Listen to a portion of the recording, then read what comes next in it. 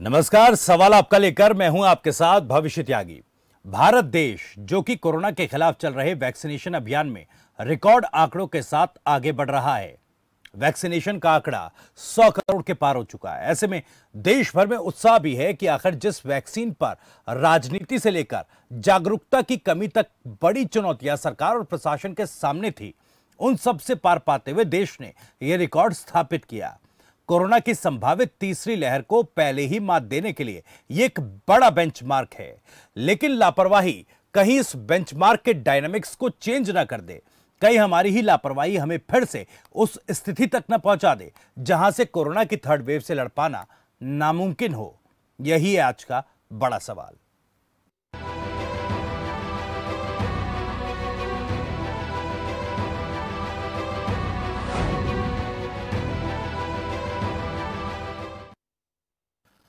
तो प्रधानमंत्री मोदी ने आज देश को संबोधित किया। कोरोना काल में पीएम मोदी का यह 10वां संबोधन है। इससे पहले कल ही भारत ने 100 करोड़ डोज कोरोना टीका लगाने का लक्ष्य हासिल किया। पीएम मोदी ने इसके लिए देश को बधाई दी और कोरोना के खिलाफ युद्ध खत्म न होने तक लापरवाही न बरतने का भी संदेश दिया। जरा सुनिए। 1 बिलियन 100 करोड़ वैक्सीन डोज का कठिन लेकिन असाधारण लक्ष्य प्राप्त किया है। इस उपलब्धि के पीछे 130 करोड़ देशवासियों की कर्तव्य शक्ति लगी है। इसलिए ये सफलता भारत की सफलता है, हर देशवासी की सफलता है। मैं इसके लिए सभी देशवासियों को हृदय से बधाई देता हूं। हमें सतत सावधान रहने की जरूरत है। हमें लापरवाह नहीं होना है। कवच कितना ही उत्तम हो, कवच कितना ही आधुनिक हो, कवच से सुरक्षा की पूरी गारंटी हो, तो भी जब तक युद्ध चल रहा है हथियार नहीं डाले जाते। मेरा आग्रह है कि हमें अपने त्योहारों को पूरी सतर्कता के साथ ही मनाना है। जहां तक मास्क का सवाल है, कभी कभी जरा, लेकिन अब तो डिजाइन की दुनिया भी मास्क में प्रवेश चुकी है। मेरा इतना ही कहना है, जैसे हमें जूते पहन करके ही बाहर जाने की आदत लग गई है ना, बस वैसे ही मास्क को भी एक सहज स्वभाव बनाना ही होगा। जिनको अभी तक वैक्सीन नहीं लगी है वो इसे सर्वोच्च प्राथमिकता दें। जिन्हें वैक्सीन लग गई है वो दूसरों को प्रेरित करें। मुझे पूरा भरोसा है कि हम सब मिलकर प्रयास करेंगे तो कोरोना को और जल्द हरा पाएंगे। तो 100 करोड़ के वैक्सीनेशन का आंकड़ा छूने के लिए प्रधानमंत्री ने देश को बधाई तो दी ही, साथ ही साथ उन्होंने ये भी कहा और एक बड़ा संदेश दिया कि जब तक युद्ध खत्म नहीं हो जाता तब तक हथियार नहीं डाले जाते और मास्क और सोशल डिस्टेंसिंग जैसे कोविड नॉर्म्स को बनाए रखने की बात भी कही। संदेश बड़ा दिया। कई सवाल उठ रहे हैं। देखिए, वैक्सीनेशन का 100 करोड़ का आंकड़ा पार किया गया है, लेकिन उसमें भी अभी कई चिंताएं हैं, कई सवाल उसके पीछे छिपे हुए हैं। क्या वो सवाल हैं, ये जरा आपको दिखाते हैं। दरअसल सिंगल डोज लगने का आंकड़ा 100 करोड़ वैक्सीनेशन के आंकड़े में 51% है जिन लोगों को अभी सिंगल डोज ही लगी है। आखिर दूसरी डोज लगवाने से लोग क्यों कतरा रहे हैं? क्या वैक्सीनेशन को लेकर लोगों में उत्साह कम हुआ है? वैक्सीनेशन पर लोगों की क्या प्राथमिकताएं जो हैं वो बदल चुकी है और क्या कोरोना का डर लोगों में कम हुआ है और इस वजह से दूसरी डोज लगाने से कतरा रहे हैं लोग? कोरोना से डर कम तो लापरवाह हो गए हैं क्या लोग? दोनों डोज लगने का अंतराल ज्यादा है, वक्त जो है इन दोनों डोज के बीच का वो ज्यादा है, इसलिए सेकेंड डोज नहीं लगवा पा रहे लोग। त्योहारों पर भीड़ जो है अब टेंशन बढ़ा देगी, ये कई सवाल है। सवाल ये भी क्योंकि कई ऐसे सर्वे रिपोर्ट सामने आ रही है कि कई जगहों पर 70 से ज्यादा प्रतिशत लोग मास्क और सोशल डिस्टेंसिंग नहीं फॉलो कर रहे हैं। तो इस मुद्दे पर आप भी अपनी राय, अपना सवाल पूछ सकते हैं। कुछ खास मेहमान भी इस मुद्दे पर बातचीत के लिए हमारे साथ जुड़ गए हैं। आपका परिचय करा दें, डॉक्टर सतवीर चौधरी हमारे साथ, पूर्व डीजी हैं हेल्थ विभाग के हरियाणा के। वहीं नकुल चतुर्वेदी, सामाजिक कार्यकर्ता, हमारे साथ इस वक्त सीधे जुड़ गए। आप दोनों ही मेहमानों का सबसे पहले बहुत बहुत स्वागत है जी। डॉक्टर सतवीर, आपसे मेरा पहला सवाल, क्योंकि जो हालात हैं, देखिए पूरा देश उत्साह में है, जश्न भी है, कोरोना वैक्सीनेशन के 100 करोड़ का आंकड़ा छूने का उत्साह लोगों के बीच है, प्रधानमंत्री ने बधाई भी दी। लेकिन क्या पूरी तरह से अब यह समझ लिया जाए कि हम वो जो एक संभावित खतरा था तीसरी लहर का, उससे बच गए? धन्यवाद भवनीश जी। सबसे पहले तो मैं ये कहूंगा कि आपको मुबारक दूंगा, आपने बहुत अच्छी इंट्रोडक्शन दी। आपका जो इंट्रो में अच्छा जो आपने रिव्यू दिया है, बहुत अच्छा दिया है। ये बिल्कुल ठीक बात है कि हमने 100 करोड़ लोगों को वैक्सीन लगा दिया है, 100 करोड़ बेनिफिशियरियों को, लेकिन लापरवाही बिल्कुल नहीं होनी चाहिए, सतर्कता और सावधानी रहनी चाहिए। होता क्या है, जब भी हम सेलिब्रेट करते हैं तो लोग ये समझते हैं कोरोना तो गया, और मैंने देखा भी है पिछले 2-3 दिन में, अगर पहले 40% लोग मास्क नहीं पहनते थे तो अब 80% नहीं पहनते जी। ये सच्चाई है। और सोशल डिस्टेंसिंग तो लोग भूल ही गए। आप कहीं पे भी देख लो, सोशल डिस्टेंसिंग की सरेआम धज्जियां उड़ाई जा रही, ना केवल पॉलिटिकल फंक्शन में, रैली में, बल्कि कहीं पर भी। और अनावश्यक समारोह किए जा रहे हैं, जहाँ जरूरत नहीं है वो मीटिंगें की जा रही जो ऑनलाइन हो सकती हैं। बहुत सारी ऐसी मीटिंगें हैं जो पिछले 1 साल में हमें आपदा में एक अवसर मिला है कि ऑनलाइन मीटिंग हो सकती है। जब आप मीटिंग करते हो, पेट्रोल वेस्ट होता है, लोगों का समय वेस्ट होता है। अगर आप ऑनलाइन मीटिंग करें तो उसका बहुत, अब जैसे मैं आपसे बात कर रहा हूँ तो दर्शकों के लिए तो मैं आपके सामने ही बैठा हूँ ना जी, बिल्कुल। तो ये समझना चाहिए कि लापरवाही बिल्कुल नहीं होनी चाहिए। दूसरी पहला तो ये काम हो गया, जो मनाने का नुकसान ये हो गया। दूसरा एक और मनाने का नुकसान है, मनाना चाहिए था कि जो 1500-1600 डॉक्टर्स की डेथ हुई है, नर्सिस की डेथ हुई है, पैरामेडिकल स्टाफ, ड्राइवर, स्वीपर की जिनकी डेथ हुई है, उनको ऑनर किया जाना चाहिए था। तो मनाना सिर्फ फुलझड़ियां करने से या ऊंचा बोलने से मनाया नहीं जाता, मनाया जाता है लोगों को ऑनर करने से। तो ऑनर की बात या तो कहीं हुई नहीं है, या मेरे ध्यान में नहीं आई, या उसको हाईलाइट नहीं किया गया। तो ऑनर करना बहुत जरूरी था। तीसरी बात, रिमोट एरिया इग्नोर्ड है। अब जो वैक्सीनेशन हुई है, क्योंकि एप्लीकेशन के थ्रू आपको रजिस्टर करना पड़ता है, रिमोट एरिया में पहली बात तो गरीब आदमी के पास वो फोन ही नहीं है, स्मार्टफोन नहीं है, कंप्यूटर की सुविधा नहीं है, कई जगह लाइट नहीं आती। अब जो सबसे पुअर एरिया मिले हैं, बिहार, उत्तराखंड, झारखंड और यूपी में ऐसे क्षेत्र मिले हैं जहां पर बहुत ज्यादा कम वैक्सीनेशन हुई है जी। और जहां पर कम वैक्सीनेशन हुई है वो वल्नरेबल एरिया है। उस पे भी ये मौका था ध्यान देने का। हमें ध्यान देके उनको दूसरों के बराबर करना चाहिए। अगला महीना या 1.5 महीना हमें जो वल्नरेबल एरिया है, जहां पर वैक्सीनेशन बहुत कम हुई है, उन पे जोर दे करके उनको उनकी वैक्सीनेशन उल्टा 100% करनी चाहिए। चाहे उनकी ऐप खुद रजिस्टर की जाए, चाहे हमारे वर्कर जाके रजिस्टर करें, सब बात बनती है। दूसरा क्या है, मनाने से क्या होता है, कोविड अनुरूप जो व्यवहार है वो लोगों का कम हो गया, मान ही रहे हो, क्योंकि फॉल्स सेंस ऑफ सेटिस्फेक्शन हो गई कि बीमारी तो खत्म हो गई।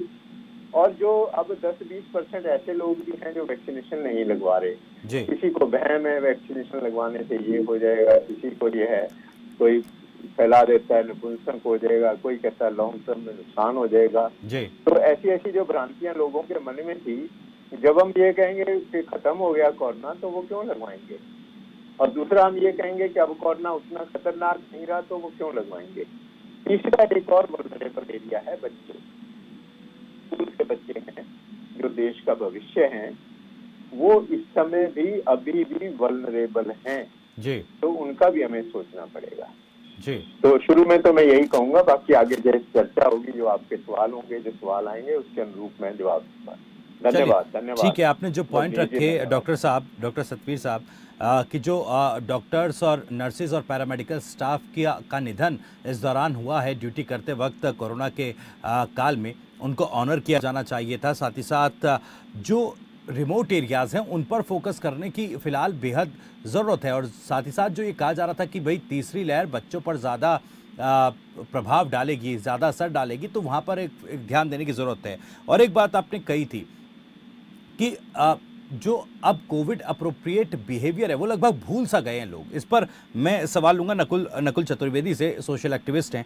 नकुल जी, क्योंकि देखिए कोविड के वक्त में जब हमने पहली लहर दूसरी लहर देखी, उसमें सबसे बड़ी बात ये थी कि भाई कोविड अप्रोप्रिएट बिहेवियर का पालन किया जाए, लॉकडाउन लगा, तमाम तरह की चीज़ें हुई, लोगों ने कोविड अप्रोप्रिएट बिहेवियर का पालन भी एक हद तक किया।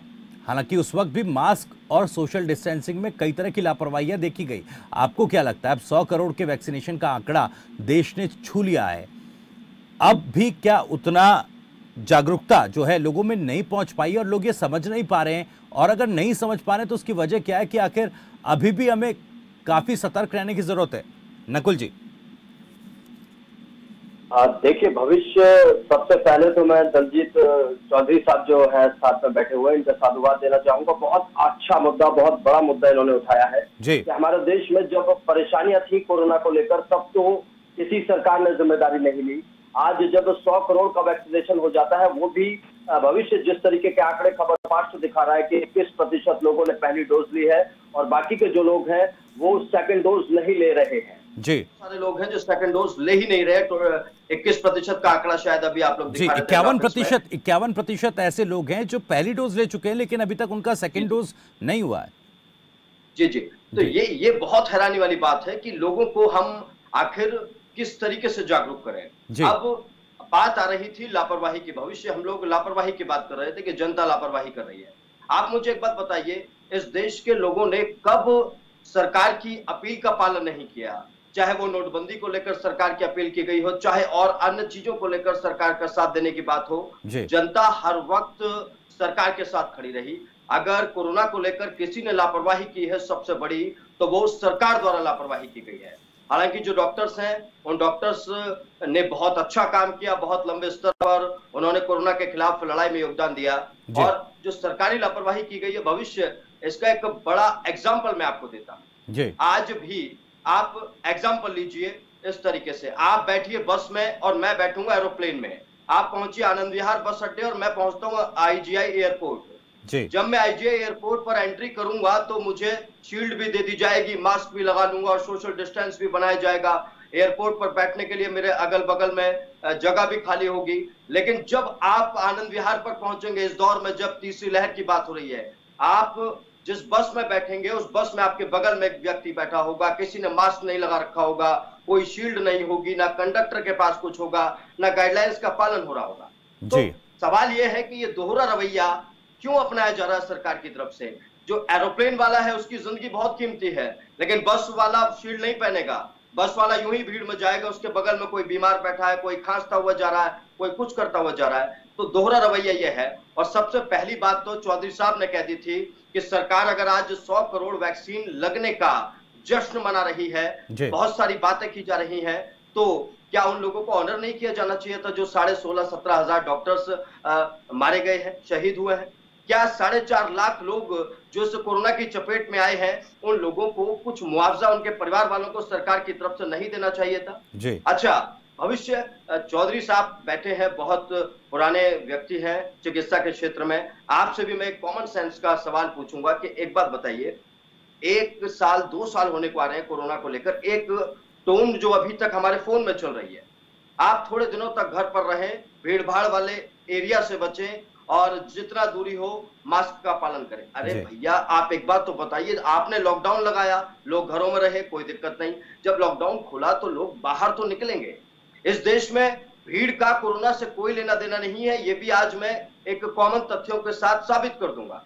आप मुझे एक बात बताइए, क्या कोरोना के लॉकडाउन के दौरान क्या हम लोग अपने आसपास की दुकान पर राशन लेने गए, दूध लेने गए? हम बहुत सारी चीजें लेने गए, हमने प्रोटोकॉल्स का पालन भी किया, लेकिन हमें बार बार जाना पड़ा क्योंकि हमारे हिंदुस्तान की आबादी के पास इतना नहीं है कि वो एक साथ स्टोर करके रख ले, और रोजमर्रा की चीजें हमें रोज लेने जानी है। अच्छा, दूसरा एग्जांपल मैं देता हूं आपको। शराब के ठेके खोले गए, वहां पर जबरदस्त भीड़ इकट्ठी हुई, कोई कोरोना नहीं फैला। राशन की दुकानें सरकार ने कहा, अभी बता रही थी सरकार के 80 करोड़ लोगों को हमने राशन बांटा है। 80 करोड़ लोग जो राशन लेने गए वो भी लाइन में खड़े रहे, भीड़ में रहे। आप अगर हम अर्धकुंभ की बात करें, कुंभ में कहा जा रहा था कि ये भीड़ संतों की भीड़ है जो गंगा नहाने आई है, ये भीड़ पूरे देश में जाएगी तो कोरोना फैला देगी, हर जगह कोरोना के हॉटस्पॉट बनेंगे। और सबसे लास्ट में मैं एक और जिक्र करना चाहूंगा, सबसे पहली भीड़ जब लॉकडाउन लगाया गया था, जब करोड़ों लोग, मैं लाखों नहीं कहूंगा, करोड़ों लोग बेघर हुए थे और पैदल पैदल मार्च कर रहे थे, अपने घर तक जा रहे थे, उन्हें क्वारंटाइन किया जा रहा था, कोई नहीं हो रहा था, कोई कुछ नहीं हो रहा था। कहा जा रहा था कि ये भीड़ बम बनकर जा रही है और घर घर में कोरोना होगा, घर घर में। लेकिन आज भी हमारे साथ सबसे बड़ा, देखिए, ये ऊपर वाले का कर्म मैं से मानता हूं, क्योंकि सरकार ने अपने स्तर पर जनता की राहत के लिए कुछ भी नहीं किया। और सर ने सबसे बड़ी बात कही है कि कम से कम उनका रिवार्ड तो करना चाहिए था, उनको ऑनर तो देना चाहिए था। जो कोरोना में शहीद हुए हैं डॉक्टर्स, जो कोरोना में लोग परेशान हुए हैं, जिन्हें रोज कमाने के लिए जाना पड़ता था, जो आज 2 बार कर्जा ले लेकर अपना बिजनेस चला रहे थे, उनके लिए तो सरकार को कुछ करना चाहिए था भविष्य। जी बिल्कुल, चलिए मैं इन सवालों के साथ आऊंगा सतवीर चौधरी जी के पास भी और भी आपसे सवाल पूछूंगा, लेकिन एक दर्शक रोहतक से हमारे साथ रणबीर इस वक्त जुड़ गए। रणबीर, बहुत बहुत स्वागत है आपका, पूछिए अपना सवाल और क्या बात आप कहना चाहते हैं। नमस्कार जी नमस्कार। मैं अपने डॉक्टर सतवीर सिंह को और डॉक्टर नकुल चतुर्वेदी को बहुत बहुत धन्यवाद करता हूं, क्योंकि डॉक्टर सतवीर जी को तो हम पहले ही जानते थे बेबाक बोलने वाले, लेकिन आज हमारे चतुर्वेदी जी को सुनकर तो हमारे को बड़ी खुशी हुई, कैसे इंसान जिंदा है अभी हमारे देश के अंदर, तो बिल्कुल बेबाक बात हो गई। जी देखिए, हमारे डॉक्टरों का, वैज्ञानिकों का हम बहुत स्वागत करते हैं, लेकिन आपके माध्यम से हम प्रधानमंत्री जी को कहना चाहते हैं, जुमलेबाजी ना करें। ये देश को लूट लिया कोरोना के नाम पर, आपने बच्चों के गल्लों तो खाली करा लिए, चंदे का कोई हिसाब नहीं। कोरोना योद्धाओं का 1.5 साल का इन डॉक्टरों का एरियर तक खा गए, जबकि कहते थे कि इनको 1.5 गुना तनख्वाह दी जाएगी। अरे मोदी जी, इतने खुश होने की जरूरत नहीं है। और हमारे देश में कोरोना फैलाता है तो नेता फैलाते हैं, इसलिए मैंने आपके माध्यम से एक दिन फिर कहा था कि किसी भी नेता का जिले से बाहर नहीं तो स्टेट से बाहर इलाज नहीं होना चाहिए, और कोई फ्री इलाज नहीं होना चाहिए इनका। क्या युद्ध लड़के आए ये? अरे आज ये तो क्रिमिनल बैठे हैं राजनीति में हमारी में जी। और खासकर यूपी और बिहार से। आप देखिए, आज आपने देखा भी होगा गाड़ी से कैसे कुचल रहे हैं राजनीति में, राज्य गृह मंत्री बैठा रखा है। चलिए ठीक है रणबीर जी, मुद्दे पर हम बात करें तो ज़्यादा बेहतर होगा। फिलहाल आपने जो बात कही, आपने अपनी बात रखी, बहुत बहुत शुक्रिया आपका खबरफास्ट पर जुड़ने के लिए, खबरफास्ट के लिए समय निकालने के लिए, और हमारे शो को, हमारे इस कार्यक्रम को लगातार अपना प्यार देने के लिए, अपना विश्वास इस पर बनाए रखने के लिए बहुत बहुत शुक्रिया आपका सतवीर जी। कई एक सवाल हैं, क्योंकि देखिए नकुल जी ने एक बहुत ही एक महत्वपूर्ण पॉइंट ये उठाया था कि भाई एयरपोर्ट पर आप जाएंगे तो आपको हर तरह का कोविड अप्रोप्रिएट बिहेवियर वहाँ देखने को मिलेगा, शील्ड्स आपको दे दी जाएंगी, सोशल डिस्टेंसिंग का ध्यान वहाँ रखा जाएगा। लेकिन अगर बस स्टैंड पर अगर आप जाकर देखें, और उस तरह की कई रिपोर्ट्स भी हमने दर्शकों को दिखाई है, किस तरह से भीड़ बसों में भरी हुई है, ना ही वहाँ पर सोशल डिस्टेंसिंग का ध्यान रखा जा रहा है। आखिर इस पूरे मसले पर देखिए, उन तमाम डॉक्टर्स का सम्मान है जिन्होंने कोविड में पूरी निष्ठा के साथ अपनी ड्यूटी की, और कई ऐसे डॉक्टर्स, पैरामेडिकल स्टाफ शहीद हुए। लेकिन क्या इस स्वास्थ्य विभाग भी इस तरह से कहीं ना कहीं एक चूक हुई है कि भाई एक बेहतर पॉलिसी इसको लेकर बनाई जा सकती थी कि किस तरह से ट्रांसपोर्टेशन को खोलना है, किस तरह से चीज़ें आगे बढ़ानी है? क्या ये एक कई चूक हुई है? पहली बात तो ये है कि अगर लोग कहना नहीं मानते जी, तो इसमें लोगों का कोई दोष नहीं है जी। कल को आप कहोगे सड़क पे बाईं तरफ चलना है, नियम है, लोग बाईं तरफ चलते भी हैं, कोई दाईं तरफ चलता है उस पर एक्शन ली जाए। जी, हेलमेट पहनना है, सीट बेल्ट पहननी है, और सीट बेल्ट भी तो लोगों के फायदे के लिए है ना, उसको भी तो आप इंश्योर कर रहे हो। कमाल की बात तो ये है कि सीट बेल्ट तो, अब मैं चंडीगढ़ पंचकुला में रहता हूँ, सीट बेल्ट 80% लोग सीट बेल्ट पहन रहे हैं जी, और मास्क नहीं पहन रहे 80% लोग जी। तो ये प्रशासन को, सरकार को इंश्योर करना है, जनता को समझाना है जी। अगर जनता नहीं मान रही मास्क लगाने के लिए या भीड़ खत्म करने के लिए, ये समझाने की ड्यूटी भी सरकार की है। मंत्री और अफसर जब खुद मास्क नहीं पहनते, मंत्री अफसर रोज मीटिंगें बुला रहे हैं, मंत्री अफसर बेकार की मीटिंगें कर रहे हैं, या जो किसानों का आंदोलन है उसमें कहीं पे भी आंदोलन होता है 1000-2000 पुलिसकर्मी इकट्ठे कर लिए जाते हैं, पुलिसकर्मी ने मास्क नहीं लगाया होता, इकट्ठे होते हैं। तो ये चीजें लोग देखते हैं और उसको फॉलो करते हैं। पहली बात तो ये कि सरकार इससे पल्ला नहीं डाल सकती कि लोग कहना नहीं मानते, आपको लोगों को कहना मनाना है। दूसरी बात, वैसे तो नकुल जी ने बहुत बातें बता दी, दूसरी बात यह है कि वैक्सीन इंडिया में बहुत पहले बन गया था। बहुत सारे देश पहले हमारे वैज्ञानिकों ने वैक्सीन प्रोड्यूस करके दे दिया था हमें, शुरू में बहुत पहले दे दिया था। लेकिन इसके बावजूद जो देशों में वैक्सीन बाद में आई, हमारे से महीना 2 महीना बाद में आई, वो 100% कर चुके हैं। चाहे कनाडा हो, चाहे अमेरिका हो, सारे का सारा यूरोप हो या इजराइल हो, सिंगापुर हो, वहाँ 100% लोगों को वैक्सीनेशन हो चुकी है। एक बहाना ये बनाते हैं कि देश बड़ा देश है। बड़ा देश है तो हमारे पास मैन पावर भी बहुत है, हमारे पास 28 स्टेट्स हैं, 28 मुख्यमंत्री हैं, आपके पास मैन पावर बहुत ज्यादा है। बड़ा देश का मतलब ये नहीं कि मैन पावर कम है। अब कंसंट्रेट वहीं करना चाहिए, पुअर एरियाज में, अनएजुकेटेड एरिया में, जिनके पास सुविधाएं नहीं है, वही हमेशा बीमारियों में ज्यादा वल्नरेबल होते हैं। जो पैसे वाला है, जो पढ़ा लिखा है, जो शहर में रहता है, वो तो इलाज अच्छे से अच्छे अस्पताल में भी करा लेगा। जो आम आदमी, गरीब आदमी है, उसकी सुविधाओं का सोचना है और उसको वैक्सीन लगाना है। वहां जा करके रिमोट के गांव में जाके वैक्सीन लगाना है। हो सकता है उसके पास नेट ही ना हो, वहाँ सिग्नल ही ना आता हो, या कंप्यूटर ही ना हो, या लैपटॉप ना हो। तो इसके लिए प्रशासन को और शासन को जिम्मेवारी लेनी पड़ेगी। ये नहीं होगा कि लोग नहीं मान रहे, ये तो कोई बात बिल्कुल लोग नहीं मान रहे, बहाना नहीं चलेगा। क्योंकि देखिए जिस तरह की चुनौतियां हैं, उससे कहीं ना कहीं सरकार को और प्रशासन को सीरियसली निपटना होगा। आज इस कार्यक्रम में मेरे पास वक्त थोड़ा कम है, इसलिए आप दोनों मेहमानों का मुझे शुक्रिया करना पड़ेगा। फिलहाल आप दोनों ही मेहमानों ने खबरफाज के लिए वक्त निकाला, अपना कीमती वक्त इस खास कार्यक्रम को दिया। आप दोनों का ही बहुत बहुत शुक्रिया। सतवीर चौधरी साहब, आपका बहुत बहुत शुक्रिया, और नकुल चतुर्वेदी साहब, आपका भी बहुत बहुत शुक्रिया। तो प्रधानमंत्री ने देशवासियों को बधाई तो दी, 100 करोड़ का आंकड़ा वैक्सीनेशन में छू लिया, लेकिन अभी चुनौतियां बहुत है। आगे त्योहार का सीजन है, ऐसे में हम लोगों को भी ये ध्यान रखना होगा कि कोविड अप्रोप्रिएट बिहेवियर का पालन करें, और सरकार को भी ये ध्यान रखना होगा कि जो रिमोट एरियाज हैं या फिर जो भीड़भाड़ वाले इलाके हैं, वहां पर ज्यादा फोकस करके लोगों को वैक्सीनेट किया जाए और जागरूक किया जाए कि लोग कोविड अप्रोप्रिएट बिहेवियर का पालन करें। सवाल आपका मेरे साथ बस आज इतना ही। नमस्कार।